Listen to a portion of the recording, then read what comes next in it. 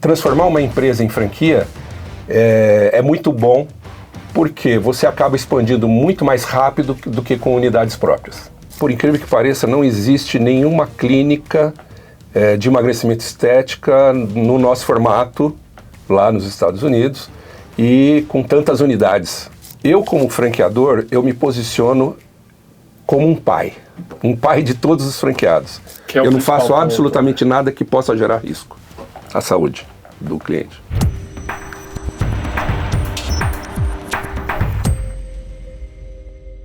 Fala galera, sejam bem-vindos ao Yup Talks, mais um episódio do podcast onde você se atualiza sobre tudo que está acontecendo no mercado brasileiro, B2B, mercado de tecnologia, e conhece também histórias de pessoas incríveis e notáveis que trazem aí ao Yup Talks mais de 60 episódios com muito conhecimento para todos vocês. Eu sou o Thiago Alves, Rush aqui do Yup Talks, CEO da Regos do Brasil, junto do meu colega Douglas Torres, que hoje infelizmente não está aqui do meu lado, como de costume, mas que está aqui virtualmente participando do nosso episódio. Temos o prazer de trazer sempre para vocês aqui, uma vez por semana, um episódio com alto conteúdo. Se você não está inscrito no Yup Talks ainda, se inscreve, aproveita esse momento para se inscrever e ativa o sininho. Afinal de contas, quando o conteúdo novo sobe, você vai ser notificado. E lembrando a todos que a gente gosta da sua participação. Então comenta se está gostando, de onde está assistindo, qual a cidade, o bairro, o estado, né? E qual tema você quer ver no Yup Talks. A gente sempre gosta de trocar uma ideia com vocês aqui nos comentários, seja qual for a mídia social que você está assistindo. E hoje, para trazer um tema totalmente diferente aqui para o Yup Talks, a gente vai tentar conectar um pouquinho como os profissionais conseguem, além de uma especialização altamente numa área muito específica, que é a área da saúde brasileira, sair desse mercado, montar o seu negócio e virar um grande franqueador no Brasil. E o nosso porta-voz e entrevistado hoje do Yup Talks é o querido Dr. Edson Ramucci. Seja muito bem-vindo ao Yup Talks. Muito obrigado, Thiago. Muito obrigado. Muito bom. O Dr. Edson que vai trazer aqui o nosso tema, hoje tá legal, é do bisturi ao business, né? Uma visão empreendedora. Ele que é CEO, fundador do Emagrecentro, que já conta com centenas de lojas. Quantas no total? São 440 unidades em todos os estados do Brasil. Todos os estados do Brasil? Sim. 440 unidades. É uma rede gigantesca, então. Sim, uma rede de clínicas de emagrecimento e estética, né? Quantos anos Uma das mais antigas do mercado. Estamos fazendo, ano que vem, 40 anos. 40 anos de mercado, que Exato. História bacana. Parabéns! Obrigado. Fazer 40 anos esse ano ou ano que vem? 2026. 2026? Muito bom, parabéns. Bom, Dr. Edson, que é graduado em Medicina pela Faculdade de Medicina da Santa Casa de São Paulo, ele que tem especialização em cirurgia plástica, MBA executivo em marketing pela ESPM, diretor de micro franquias da BF entre 2012 e 2014. Aliás, um abraço pessoal da BF. Nós estamos lá como Regos, a Regos tem franquia também.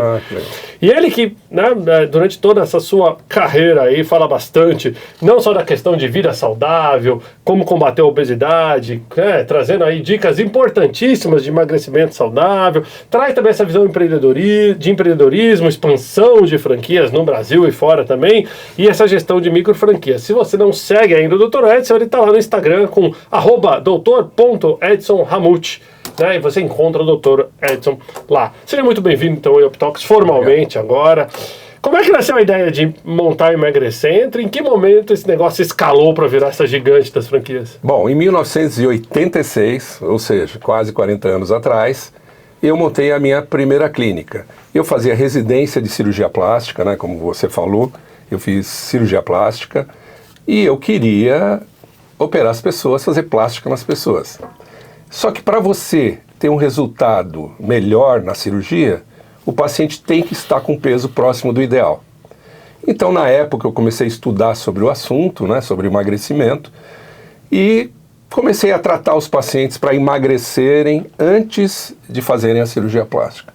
Para minha surpresa, começou a vir mais gente para emagrecer do que para fazer cirurgia plástica, apesar de eu operar muito bem, modéstia à parte. Mas era muito mais procurado esse ramo, né, da saúde, que é o emagrecimento, já naquela época, do que a própria cirurgia plástica. E aí começou a vir pessoas da grande São Paulo toda para eu atender lá numa periferia de São Bernardo do Campo, que era o bairro do Taboão. Começou a vir gente de tudo quanto é jeito, e assim que começou toda a trajetória aí do Emagrecentro. E as primeiras unidades foram próprias até o momento que você falou, cara, se eu franquear eu vou crescer mais rápido. O que aconteceu? Como estava vindo pessoas da grande São Paulo toda, o que eu imaginei? Está vindo tanta gente de tão longe, talvez se eu montasse outras unidades em regiões mais próximas delas, ou seja, na região norte, sul, leste, oeste de São Paulo, talvez eu teria mais pacientes ainda.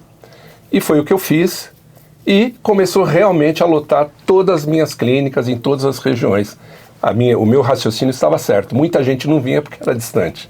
Passou a frequentar as minhas clínicas.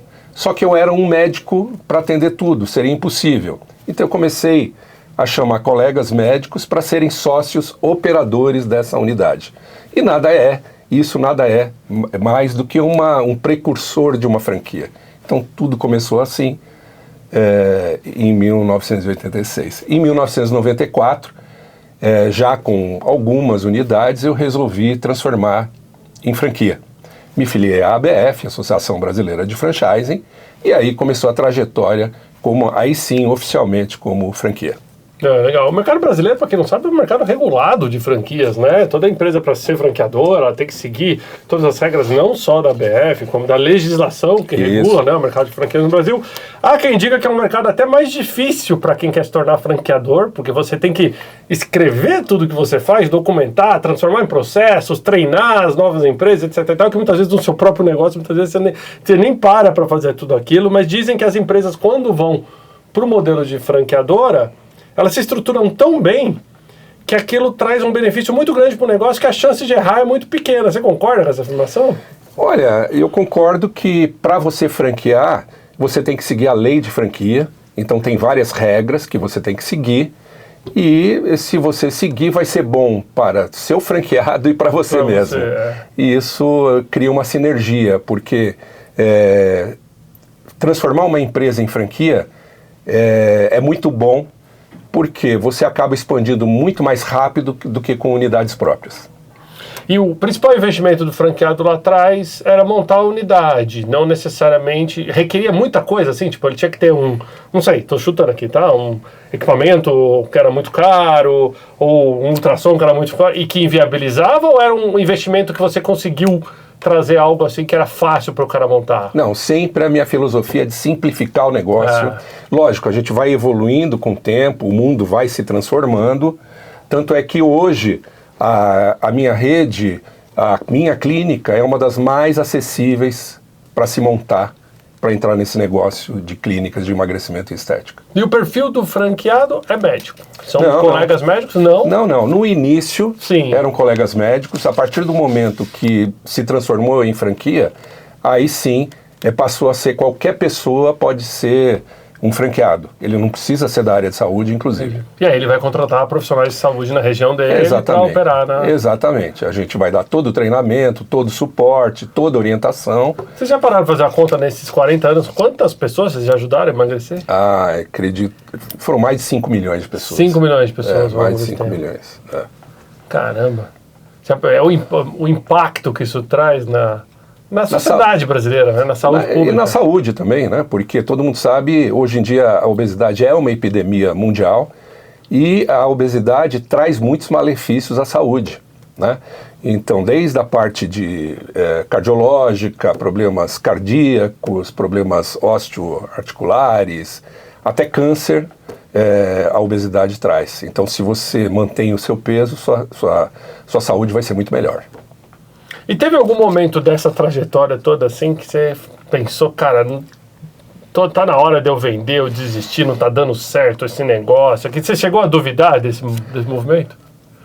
Olha, eu vou te falar, só uma fase da vida que foi difícil, que foi na crise que a Dilma criou. 14, 15, 16. Essa época foi difícil, mas nunca pensei em desistir, logicamente. Mas o mercado inteiro sofreu ali, né? Não foi só vocês. Mas por quê? As pessoas, por causa da crise, não procuravam essa assistência médica para emagrecer. Exatamente, deu uma queda no movimento inexplicável, né, por causa da crise econômica que teve nessa época aí da Dilma, e que afetou bastante o nosso negócio. Fechou algumas unidades, muitas unidades até, nesse período, Mas, logicamente, depois a gente recuperou e hoje nós somos a maior rede do Brasil. E a pandemia não foi nesse sentido?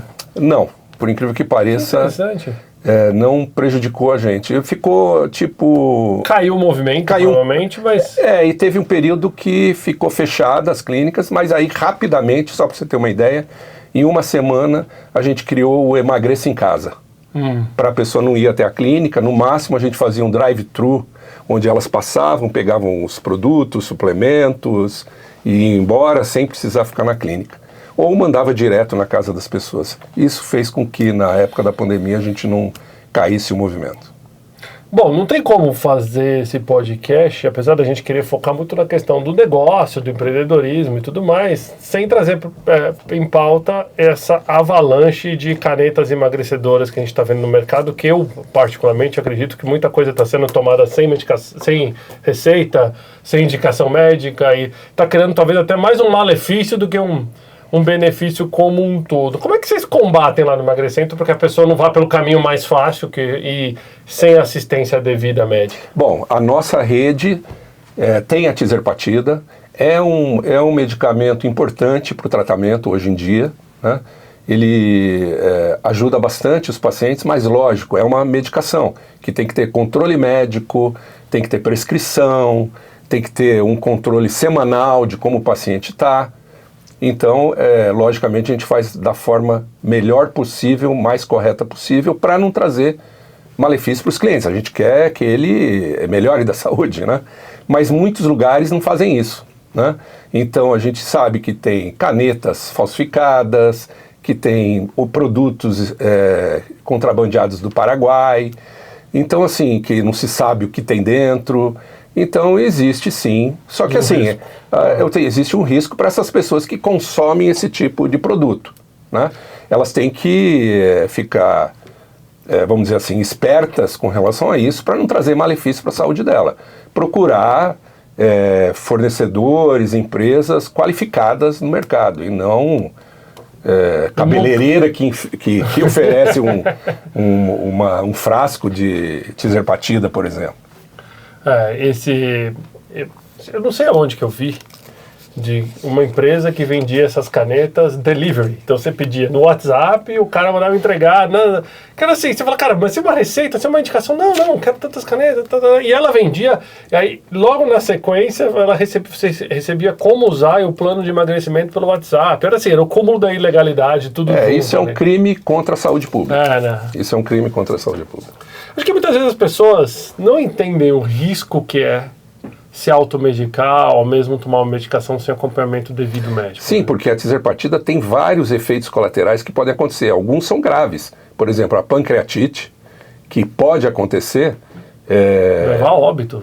Exatamente. Então, assim, por isso que ela tem que estar monitorada conforme ela faz o tratamento. Então, não é simplesmente tomando a medicação.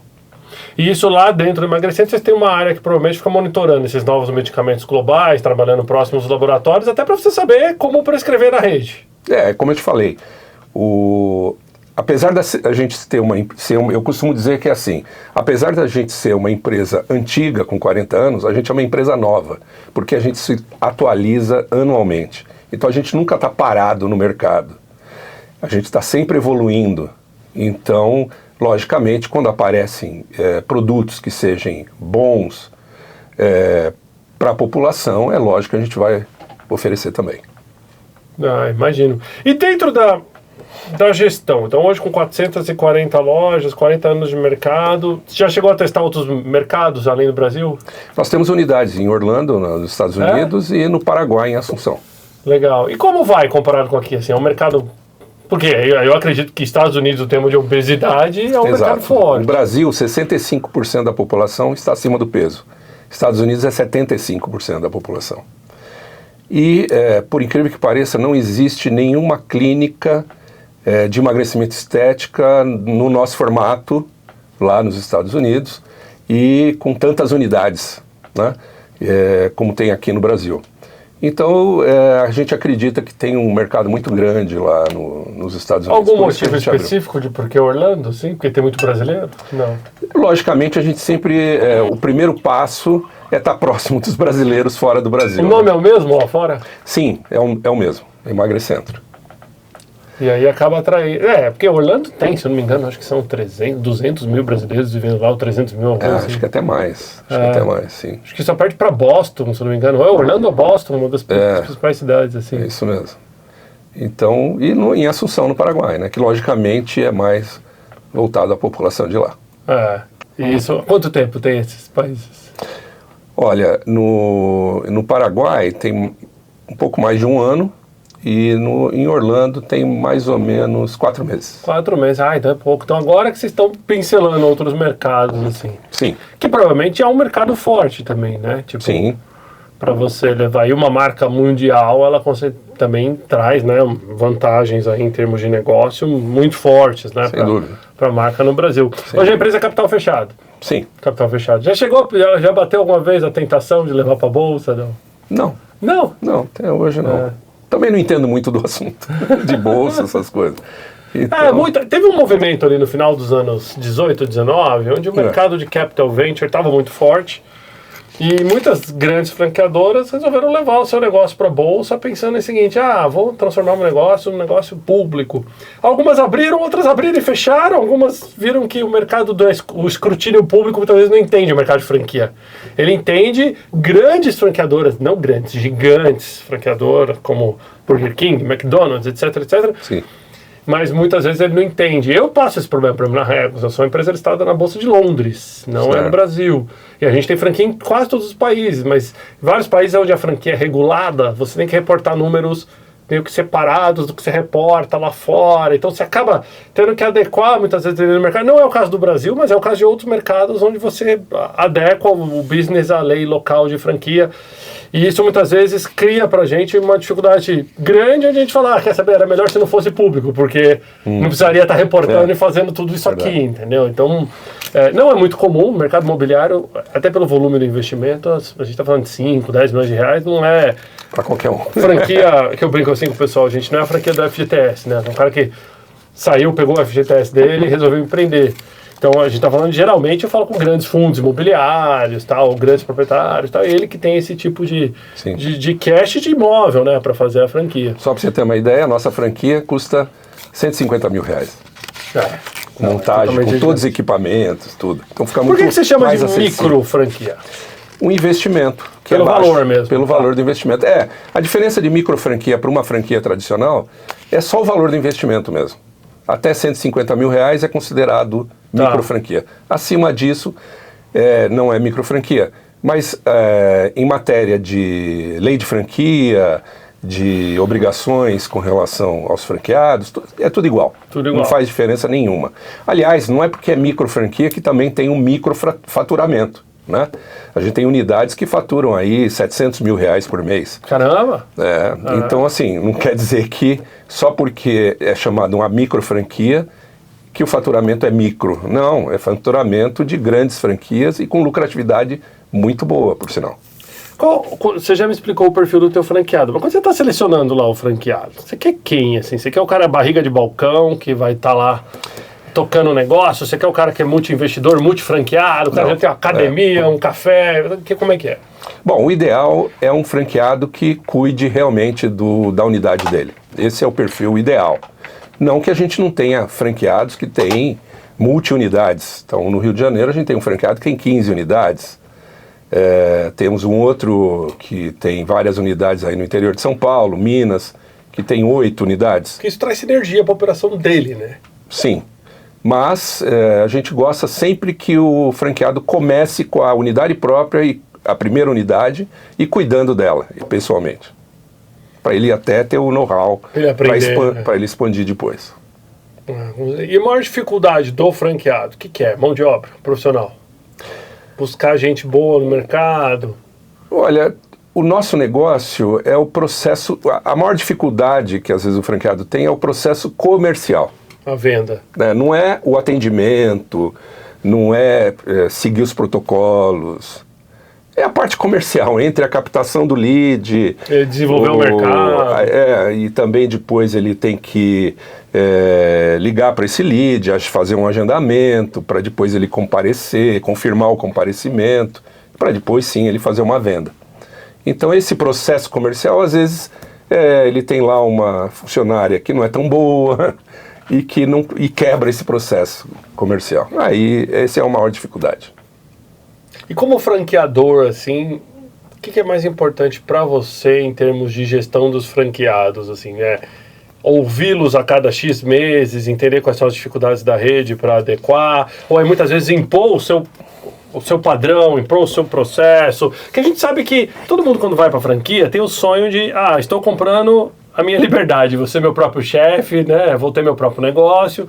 E a gente sabe que, na verdade, não é bem assim. Você continua tendo que seguir um padrão, você continua tendo que seguir uma metodologia.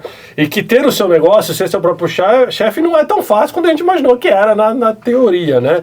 Você, como franqueador, o que é importante que o franqueado traga para você de feedback?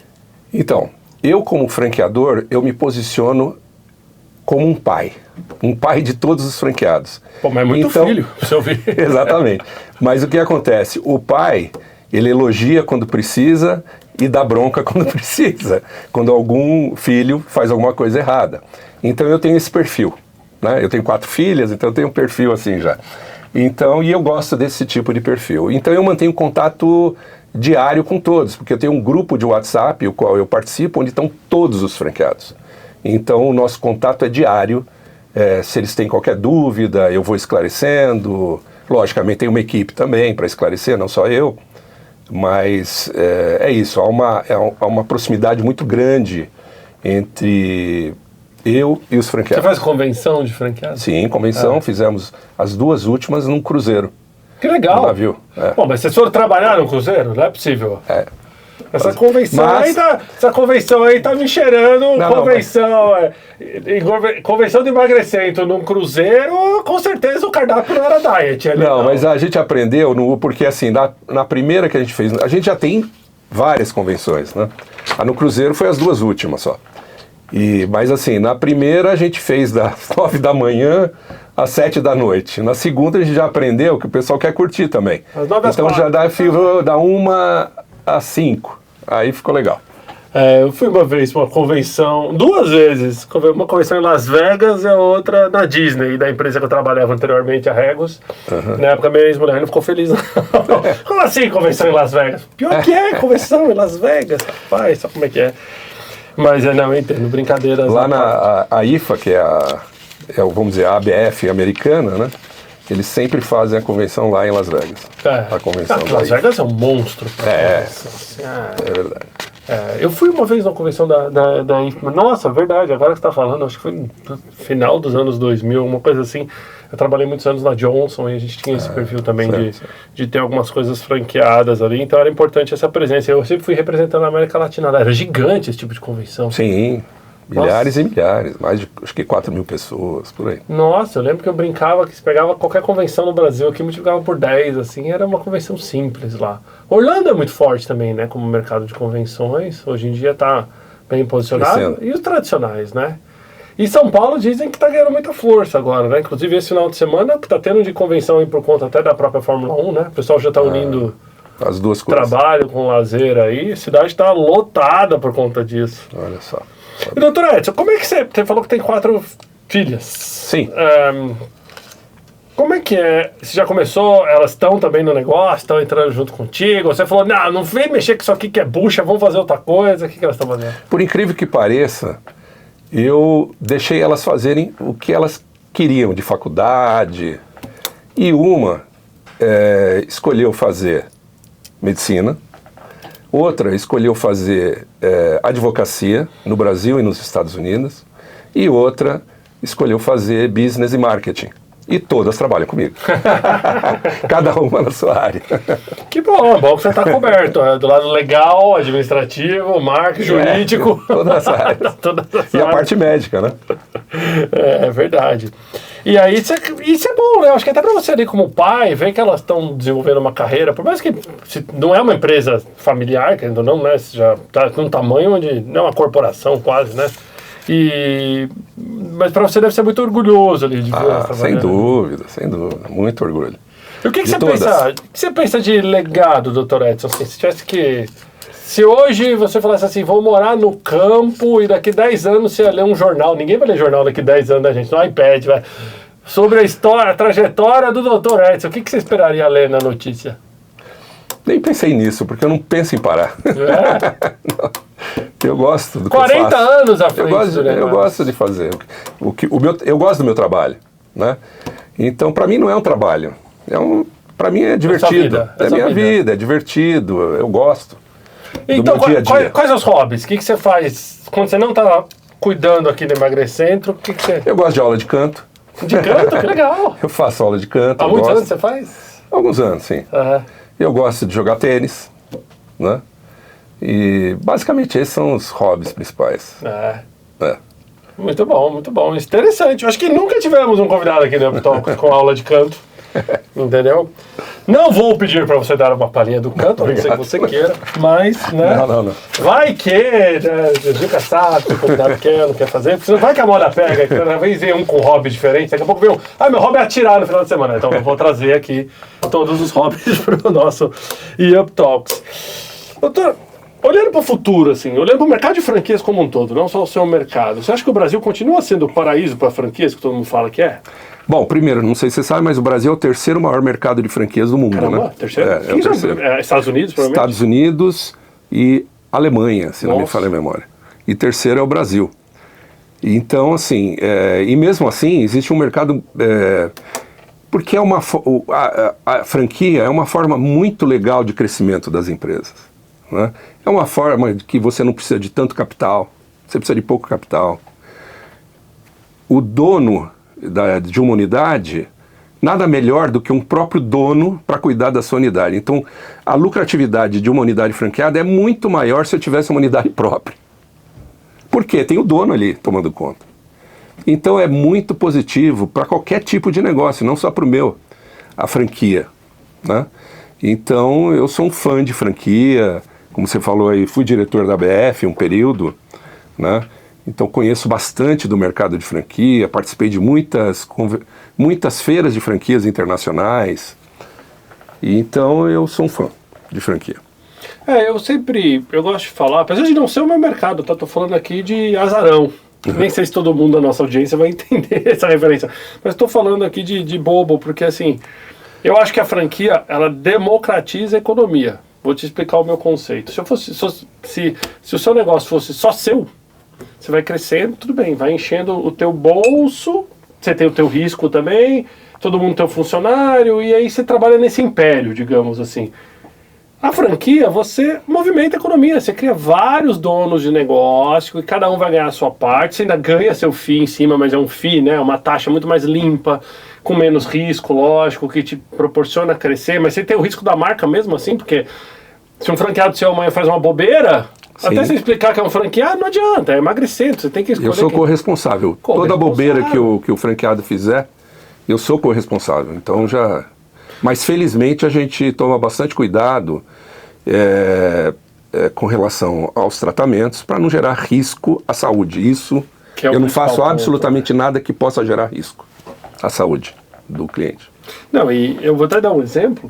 Aqui, por exemplo, nas minhas unidades, eu tenho 90 e poucas unidades no Brasil de coworking, como essa que nós estamos. Aliás, o estúdio da Uptalks, para quem não sabe, está aqui dentro da unidade da Regos. E a gente tem várias...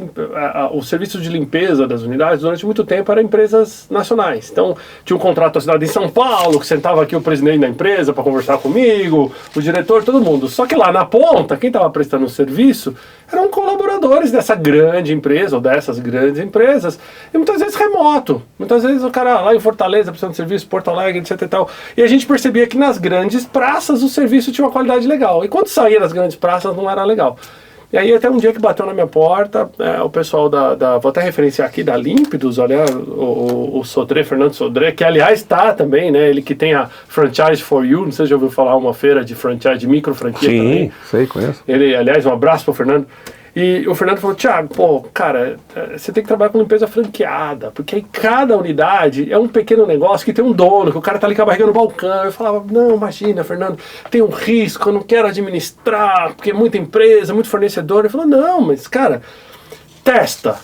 E vou te falar, eu acho que fazem 6, 7 anos que a gente tá nesse modelo e a gente não volta no anterior, porque a qualidade que nós temos e o preço competitivo, nenhuma grande consegue entregar. Ninguém consegue garantir. Lá em Fortaleza, o cara que está prestando serviço para mim, muitas vezes ele ter 2 funcionários de limpeza aqui, mais 2 ali, para ele, aquele é o mundo dele. Sim. A empresa grande, aquilo ali eram só 2 numa escala de 400, entendeu? Então, sim. Mudou totalmente a nossa percepção com relação aos serviços aqui dentro.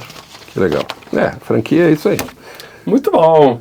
Bom, Tarantes, tudo que é bom dura pouco, a gente caminha aqui para a reta final do nosso UpTalks, acho que a gente cobriu quase toda a nossa agenda aqui, né? E pensando assim, né? Eu até te perguntei um pouquinho antes ali sobre, teve algum momento que você pensou em desistir e tal. Acho que a pandemia trouxe talvez a necessidade de todos nós olharmos um pouco para o nosso balanço de vida, né?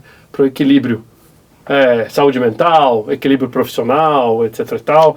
Sim. Que dica você dá para quem está assistindo ali, que é empreendedor, que está montando um negócio, que está tentando escalar, para que a pessoa não surte, para que a pessoa não trabalhe demais ao ponto de não ter mais uma vida pessoal, ou para que ela encontre esse equilíbrio, onde eu sei que é quase impossível, né, falar que existe equilíbrio entre vida pessoal e profissional, é impossível, mas para que a pessoa não tenha esse impacto tão grande que a saúde mental pode causar no empreendedor. Eu acho que você tem que sempre pensar que a vida é um tripé: trabalho, família e lazer. Então você não pode esquecer do lazer, você não pode esquecer de fazer coisas que gosta. Tipo, se é ler, leia, né? Tira um tempo para você ler. Não fica só focado também em trabalho, porque não dá certo. Isso, a longo prazo você vai poder ficar doente até. E eu acredito que emagrecer também tem a ver com saúde mental. Bom, emagrecer é bom para a saúde, é fundamental para a saúde, né? Tem paciente que muitas vezes chega lá e o primeiro problema dele muitas vezes nem está necessariamente na dieta, está na cabeça. Autoestima, né? As pessoas, principalmente as mulheres, né, são mais cobradas pelo estar na forma física próxima do ideal, e ela tem muitas vezes problemas de autoestima, né? Então, o tratamento também, além de melhorar a saúde física, melhora a saúde mental. A autoestima dela vai melhorar, o relacionamento até com o marido melhora, então traz outros benefícios além da própria saúde. Existe um mês como Outubro Rosa, algum mês de consciência da obesidade? Nós temos o dia E, que é o dia do aniversário do Emagrecentro, que a gente faz... Quando é? Dia 15 de julho. 15 de julho. Então, no dia E, toda a rede faz uma promoção especial, né? Que legal. Então, é o dia E. Nossa. Isso é uma boa bandeira para levantar, hein? Criar um mês de conscientização da obesidade, igual a gente tem de outras doenças que afetam grande parte da população, como câncer de mama, né? O câncer de próstata, o Setembro Amarelo de conscientização, né? Com questão da saúde mental e toda, né? Os transtornos psicológicos, que podia estabelecer aí um mês legal que a gente possa criar isso, porque é muito importante. Isso no ambiente B2B a gente não fala. E virou um tabu falar sobre isso. Há uns 5 anos atrás, não, antes da pandemia, uns 6 anos atrás, a gente se perde na pandemia na cabeça, né? 6 anos atrás, eu fiz alguma reunião interna onde a gente contratou uma consultoria de bem-estar.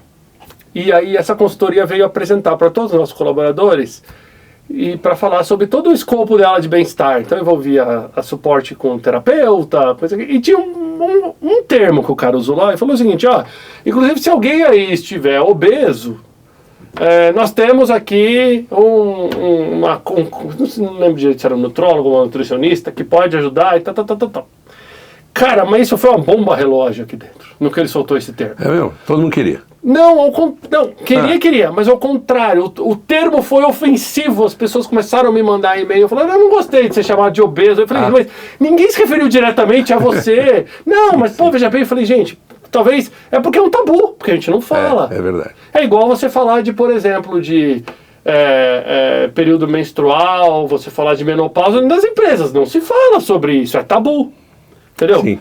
Então, eu acho que a gente tem que começar a trazer um pouco mais dessas coisas, e muitas vezes um mês de conscientização, ele ajuda, né? Para colocar essa pauta nas empresas. O porquê que é importante? Eu lembro quando eu trouxe Gympass, aliás, um abraço pro pessoal do Gympass, não chama mais Gympass, né? É o Well Hub agora. Mas eu lembro quando a primeira vez que eu trouxe o Gympass para cá, eles eram uma startup, começaram a crescer o Brasil inteiro, tal, mundo, e eles estavam até no ambiente da Regus que eles ficavam, e eu olhei o conceito e falei, nossa, que legal, cara, puta, vou colocar isso dentro pra minha galera. Eu acho que é muito legal, e eu oferecer para meus clientes também. E qual que é o apelo? Você vai dar acesso a todo mundo à academia, todo mundo vai ter uma vida mais saudável, consequentemente pessoas mais saudáveis ficam mais felizes, trabalham melhor, adoecem menos, você gasta menos com seguro-saúde, jogava todas as coisas. O discurso era muito positivo. Só que em nenhum momento a gente nunca falou, para você que está obeso, é importante fazer aqui o Gympass, porque isso seria extremamente reativo, digamos. Né? Então é essa consciência aí. Toretti, eu queria te agradecer pela presença. Eu que agradeço. Você quer dar algum recado para a nossa audiência? Fica à vontade para usar aqui na sua câmera. Não, caso alguém tenha curiosidade de conhecer o Emagrecentro, é só entrar no nosso site, emagrecentro.com.br. Nós temos, com certeza, uma unidade próxima aí da sua residência, né? Como eu falei, estamos em todos os estados brasileiros.